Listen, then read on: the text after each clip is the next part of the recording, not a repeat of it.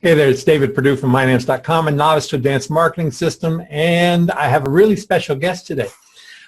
This is my lovely bride, Charlsa. Say hello, Charlsa. Hello, everybody. So the reason why you have Charlsa on here today is because Charlsa is one of the best teachers around. She taught for many years in Atlanta in public schools. She actually started the magnet program inside a performing arts school, think FAME, when you think that kind of thing. And she was able to really get some statewide recognition for that program as well, plus it turned into one of the biggest in the Southeast. She's been a performer at the Atlanta Opera for many years. She's done many different things. She teaches students still privately. And one of what we're going to talk about today is lesson plans. This is Product Creation Month, and this is a special recording for the insiders who are going through the product creations. A lot of people ask the questions about how do I create a course? And I went to Charlsa a few years ago with this question too and said, from a teacher's perspective, what do you do to create a course that is effective for people? Is there a step-by-step process? And she said, oh yeah, I've got templates for that. So, Charlsa, do you want to talk to people today about templates and about lesson plans and how to get started building this course out? Sure. Thanks, David, and thanks for those nice things you said about me. I appreciate it, but you are my husband. That's true. So what I want to say, everybody, is, first of all, the things that happen when we start to get ready to present something like a lesson or a course is we have big ideas. And we know what we want to do, but it's often difficult for us to break down what we want to do into small increments. And what David was referring to just a few minutes ago is that David had some ideas about what he wanted to do, but it was hard for him to come up with a step-by-step process. And teachers do that. Teachers have to do it these days. I think back in the old days they did not. But they are required to fill out lesson plans and submit them often to department heads and principals before they move forward. So it's a really, really common tool for teachers. And let me just say before I show you this lesson plan we're going to look at, there are tons of them on the internet. All you have to do is Google them. If this particular one doesn't meet your needs, they all have similar components. But I think the crucial part about it is that it helps you look at your big picture and then how am I going to get to the end I have in mind, which is generally a big task when you're getting ready to do a huge course. And sometimes if you just build it lesson by lesson, it ends up going someplace you didn't think it was going to go. So it's really important to keep those overall goals in mind. Anything else, David, on that? Yeah, no, we will have a template for people that is a step-by-step fill-in-the-blank template for them. But we have a template that you have today, or a guide, and we'll share this with folks that uses as an example as well when you go after you go through the process, right? This is really a process talk is what we're doing today, right? So, yes. Okay, so I'm going to share the screen here and show you the document that you created for us. So, sure. Let me get it up here, and you should be seeing that now on your screen, I believe. So what we have here is just a basic guide, and in the italics out beside each point, you'll see that I've written kind of a descriptor of what you want to accomplish here. So the first thing you want to do is come up with your unit, which would be a teacher term, or your course objectives. What do you want to accomplish in total? Like, what is it you're trying to do? And it can be a really big goal. It doesn't have to be really specific in this case. And then you want to think, how many lessons do I want? How many chapters in my book? How many lessons do I want to present this? And then you want to think, how long does the course need to go? If it's a time-sensitive thing, do I want it to go over a period of 6 weeks? Do I want it to go over a month? So that's what those little italics refer to there. And the next thing you're going to do is you're going to present a little bit of background and information for your lesson, a little introduction, if you will. And we're going to look at some examples in just a minute. So that's really simple. It's not something you want to put lots and lots of emphasis on. Maybe you have some important words you need to define. Maybe you have a couple of simple points you want to get across before you begin. And the next lesson, the next section, is actually lesson objectives. So we have gone and looked at the top, our course objective, and we have decided, okay, we're going to break it down into smaller bites. So what do you want to accomplish in this particular lesson? And you want something measurable. The students, our clients, will be able to, and what I've done on the 1, 2, 3 is just give you some active process words. Maybe they fit for you, maybe they don't. You want this client to be able to identify. You want it to be able to remember. You would like the client to be able to describe or discuss. Or if it's a bigger thing like presenting a course, you want the student to be able to write or create. These are just some suggestions. What do you want to accomplish in this one lesson? Not in all of them, just in this. Now, simple right here, the time frame. How many minutes am I going to teach this lesson or present this class? How many minutes am I going to do in each lesson? So if I want to have a total of 45 minutes, how am I going to break that down? And this is a really important section, the materials needed. Anything that you need, you want to have it with you. If it's your computer, if it's audio-visual aids, if it's a video, if it's a camera, if it's a poster, if it's a PowerPoint, what do you need? And you also want to write in this section what the student or client will need.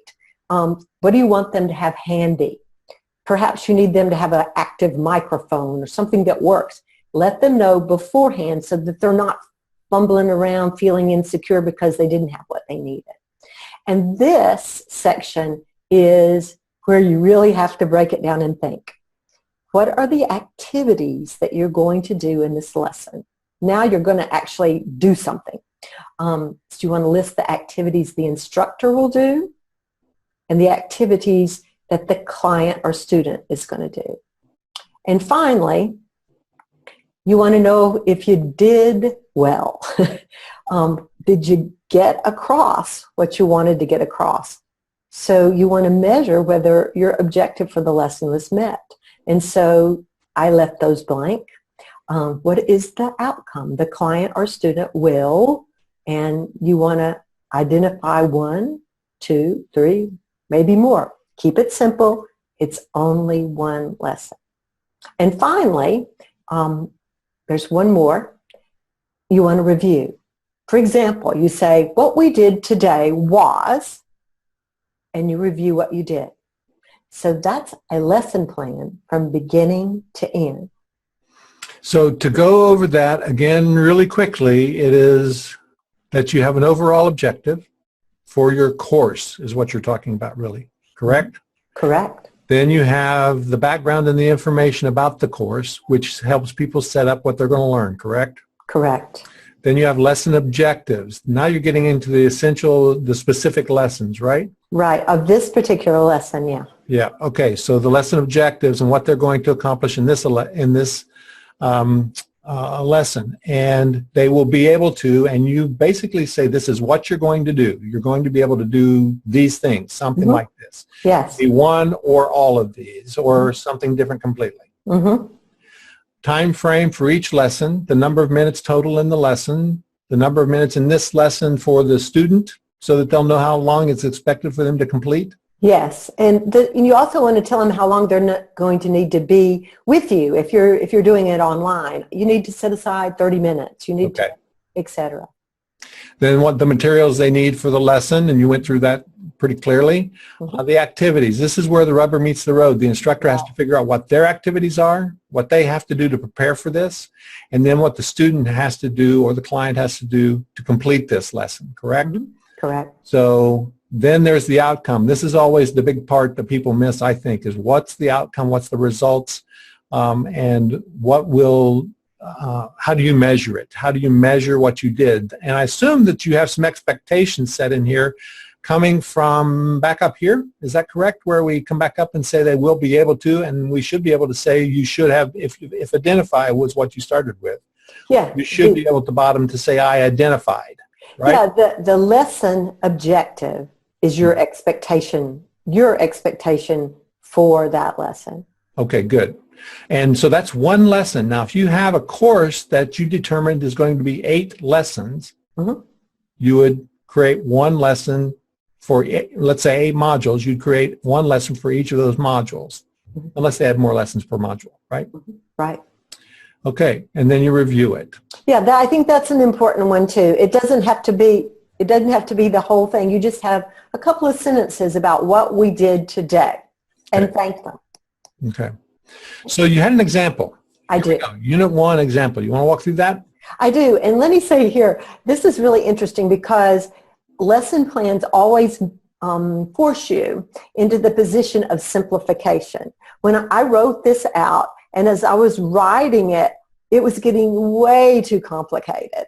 And I realized I had to go back and simplify it. And that's often the case when you're looking at a lesson plan. You get way too much in there. You realize you've got too much content. You have too much for that one lesson. So I went back and revised. And this lesson is only the first lesson. It's example. And I really don't know a lot about this topic. So I kept it really simple. So here we have Unit 1. My course objectives, and I'm taking it right from what we looked at previously. I have 3 bullet points. I want to improve the overall physical mobility of movement-restricted clients. Okay? So we're talking about people who are able to move but not able to move. Maybe they're older. Let's use that example. So this is like us, right? Yeah. Maybe. So this, yeah. So this is a fitness course is what we're talking about. Yeah, we're talking about stretching and movement. Just to improve it says improve. It doesn't say yet what exactly it is. We just want to improve it. Okay, and so I'm going to use 4 lessons addressing several different muscle groups. Okay, and I'm also going to present the lessons one at a time, 1 per week for 4 weeks. So I've identified my overall course objective, how I'm going to implement my plan. Okay, and now we're going to move into the lesson. I mentioned previously that you want to give a little introduction. I still have the italics up there that I had in the last one. Okay, so I'm going to say to my students or clients, what I want to do is show you some form today about how to move. And I want to talk to you about why it's important to have good form and not just move willy-nilly. And so I'm going to show you today some proper ways to do this. I'm going to also say I'm going to provide some specific data like research. For example, I will say that in a study in 1999, we found that clients who did blah, blah, blah would be very much more successful than ones who did nothing. And we have some data. Short. Okay. So I'm just giving a plug, if you will, for what I'm going to say, making it more authentic. Lesson objective. Now we're breaking this one lesson down, keeping in mind what our overall objective is. What do you want to do in this lesson? And here it is. The client will be able to identify good form and the importance of improved mobility to move for her or him personally. How's this going to help me? And number 2, the client will learn one movement or a modification of the movement that is designed to improve his or her mobility. Very simple. They're going to know how to use good form, and they're going to know why they're going to use it, and they're going to use one that fits just for them. Okay? Moving on, I'm only going to do it for 20 minutes. That includes everything, my introduction and what we do. Okay, what are we going to need? Okay, so we have a stretch band. We need one of those. If you don't have a stretch band, we would say get a belt or a yoga strap. we'd like for you to sit in a straight back chair. I'm going to need my iPhone to make a video. I'm going to use data that I mentioned up in the introduction section. I've got to have a little data to support my lesson material. And I might have to have a PowerPoint, just some slides to put up, or a poster on the wall that I can refer to. Okay, so that's everything I'm going to need. Okay, now I'm getting more specific. My activities for this lesson are going to be delivered via video. I'm going to be using my iPhone to film it. Okay, number one, this says that this activity is instructor-led. I'm doing it. I'm going to use probably a visual aid, poster, or a PowerPoint here. Here's what I'm going to do.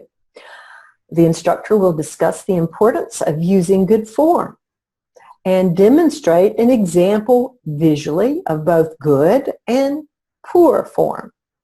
B, the instructor will cite studies with figures and facts to support the importance of movement. So I am videoing myself doing it well and doing it poorly and telling them why.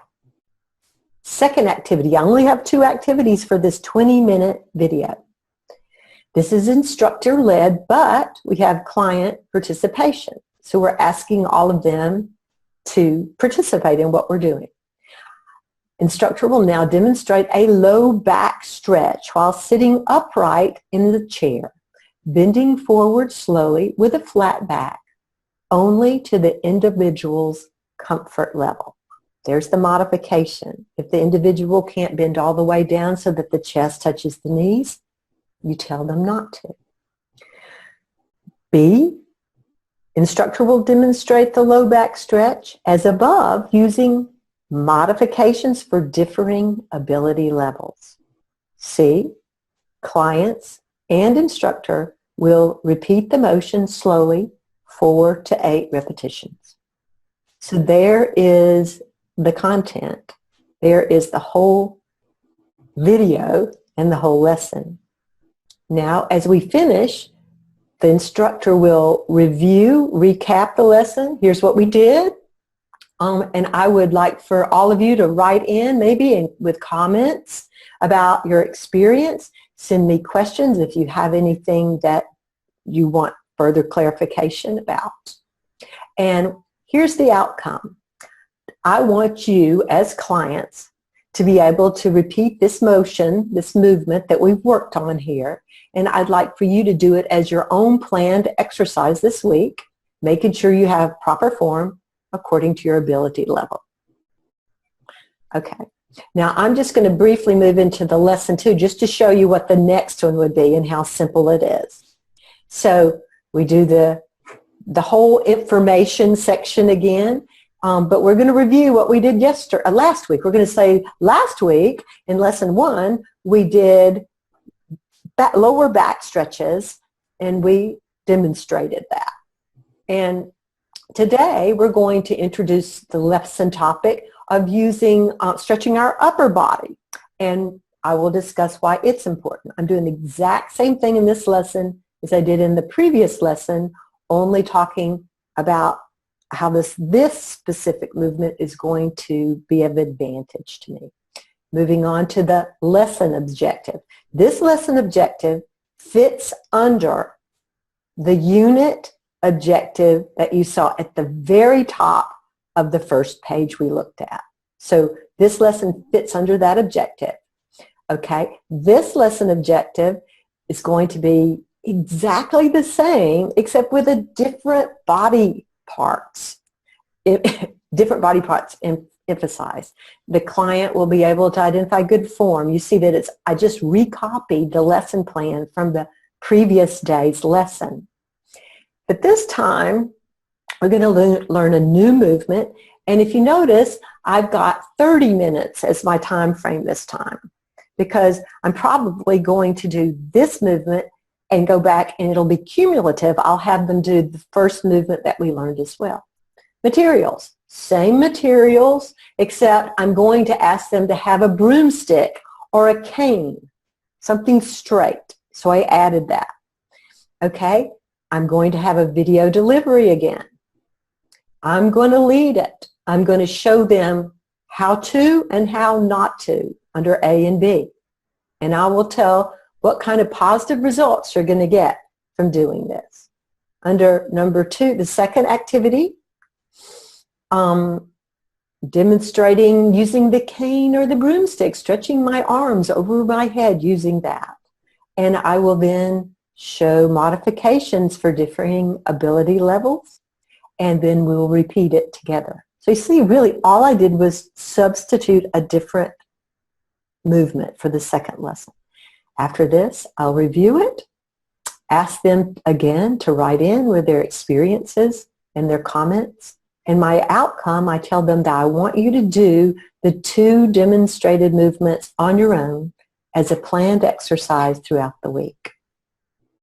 So I'm going to have 2 more lessons that I did not write, but that's how you move towards accomplishing the first objective. So the lessons proceed in this fashion until you accomplish your unit objective.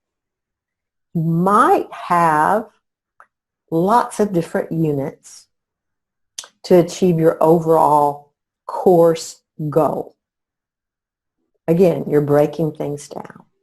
Some questions about this. How do you identify your objectives? You want to pick 3 or 4 broad and then concrete things you want to accomplish. And then break them into separate units. This is how to build a course. And as I said at the introduction before I began talking, we often get way too broad with what we want to accomplish. And we find that we could break it down into several books or several courses instead of just one. And I think that's where people get stuck a lot, David. I think we have this broad idea, and then we're not able to narrow it down and know how to actually get started. And we get really frustrated because the task seems too big. So, number 2, are the lessons always so similar as in your example? Well, no, they could be really complex. I chose a simple thing, and as I said, I know almost nothing about the topic I just described. So there may be some holes in it, I'm not sure. But you want to look at your audience and what topic. I mean, if you're doing something complicated, like teaching someone how to do a really complex operation, then once again, keep it simple as you break down your objectives. Why do you write all this stuff down? I think it really helps to know what you're going to do and how you're going to cover it, because you need an organizational plan. Most of us do. And I'm one of those. So I'm coming from my place. And I think project managers do this, right, David? Yeah, absolutely. It's a big time. Okay. So it just helps as you clarify what you want to do, especially if you're just getting started. And here are the bullet points I put in. It helps you organize what you're going to do, so it makes sense. Sometimes it makes sense to us, and then we hand it to somebody else, and they go, "What in the world are you talking about?" It simplifies things. The thoughts in our head may be too broad or confusing to communicate to someone else. And there we have it. Clearly communicates what you want done. And D, it keeps you on task by reminding you what you're trying to accomplish in each lesson, so you don't end up at a goal that doesn't meet the objective you started with. And finally, it builds on each previous lesson toward your unit objective and overall goals for your course that you're teaching. That's it. Okay, that's great. The thing I wanted to say about this down here is this organization, simplification, clearly communicate, all of that at the bottom is exactly what we try to do with our online courses. If you're building an online course, this is your goal, is to organize it, simplify it, clearly communicate it, and be able to build something that helps people a lot. So that's the goal of all of this. that's the reason I wanted Charlsa to go through this, is because it really is a educational structure that is so well defined. I mean, she's gone through this with me before.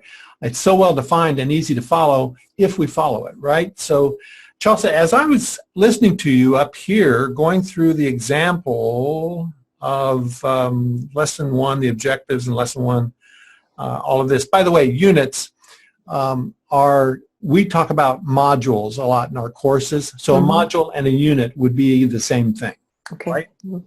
But as I was listening to you go through this, I thought the intro is easily about establishing authority. When we talk in the marketing world, we have to establish authority, right? And we have the authority to be able to teach this. We have the experience to be able to teach this. That's what the intro is about. Now, I'm talking about this from a sales letter, by the way. I'm thinking about the sales page that this supports. So you're establishing your authority by doing this, and you're citing other sources to get even more authority to do it. When you go into the lesson objectives, what we're doing in the lesson objectives here is actually laying out the benefits of the course. So you're laying out what you're going to get out of the course, what the student is going to get out of the course. So they'll be able to go through, you'll be able to go through this once you've created your lesson plan and just pluck this stuff out to become your sales page. Because the keys to your sales page are to have the authority, the benefits, the features, which I said under time frame, it talks about the features that you're getting, the time frame and the materials, and the activities, some of the activities, so you would show what's in a course as well. But one of the things that the materials and time frame and all of that does for you as well is pre-qualify people. Because if they don't have the video capability, if they don't have an iPhone, if they don't have the ability to record themselves, they've just opted out for your course. You don't want those people to buy your course because they're not going to be able to fulfill your course, right? So that's pre-qualification. Let's see, what else did I get from this? And the review, and the expectations. When you're going through the activities, what you're doing is setting the expectation level of whether this is beginner, intermediate, advanced, those kind of things. So it's more pre-qualification, but it's also targeting your audience for your course. So you're getting very clear about who this is for. And then the last thing was the review that you went through. When you talk about reviewing what you've done in the course, or in the lessons and the units and then the course itself, what you're doing is recapping the whole thing, and you do that in your sales letter as well. You're recapping what the course is about and what you're going to get and what you expect, what your expectations for them are, and what they should be able to accomplish when they've completed this course. These are all really important selling aspects of building a course. And they go hand in hand. So I wanted to make sure that everybody saw this, that it fits from the template that you've created here. So this was really good. Good job, hon. That's the reason I wanted you to do this. I knew you'd be great at it. Well, thank you. And I just wanted to say again that there are tons of these templates out there from teacher resources, and they can get really, really simple, even more simple than what we looked at today, and they can get more complex as well. And you can find one to suit almost any need. Yeah, and what we're going to do is actually create a fill-in-the-blank for people so that they can copy those units, copy the lessons, and be able to just fill these things out and create a rough draft of a course, and then structure that so that they can move forward with it. So that'll be great. Great. Thank you. Appreciate it. Thank you.